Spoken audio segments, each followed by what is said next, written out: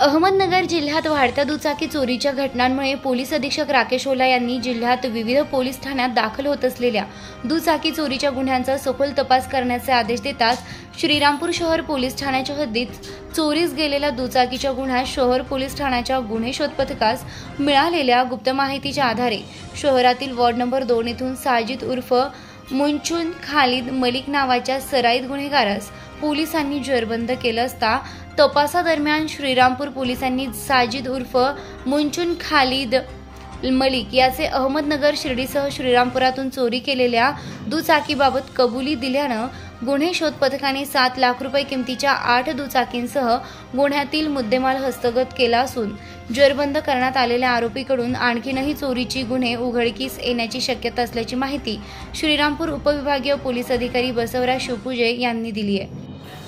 श्रीरामपूर शहर police station येथे गुन्हा नंबर 598/2024 हा भादवी कलम 457-380 प्रमाणे गुन्हा दाखल होता। सदर गुन्ह्यात आरोपी साजिद मुंचूद खालिद याला आपण ताब्यात घेतलं होतं। तर त्याने तो गुन्हा केल्याची कबुली दिली। त्याचबरोबर इतर ठिकाणी काही त्यांनी मोटरसायकल चोरी केलेल्या आहेत अशी आपल्याला कबुली दिली आणि त्याने दिलेल्या कबुलीनुसार आपण केलेल्या चौकशीमध्ये एकूण आतापर्यंत 8 मोटरसायकल रिकवर करण्यात आलेल्या आहेत।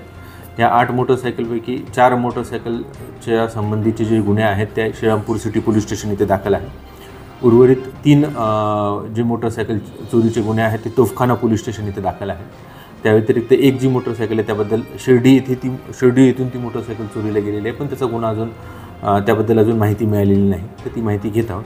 इतरही अशाच प्रकारचे काही गुन्हे त्यांनी केले असण्याची शक्यता आहे, तर त्या अनुषंगाने अजून तपास चालू आहे। एकंदरीत किती रुपयाचा मुद्देमाल पोलिसांनी हस्तगत केला आहे, कशा पद्धतीने ज्या आरोपी संदर्भात आपल्याला माहिती आहे?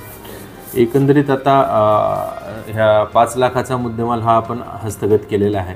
आरोपीची माहिती आपल्याला गोपनीय माहितीद्वारे मिळाली होती, त्या अनुषंगाने आपल्या पोलीस पथकाने जाऊन चौकशी करून आरोपीला ताब्यात घेतले।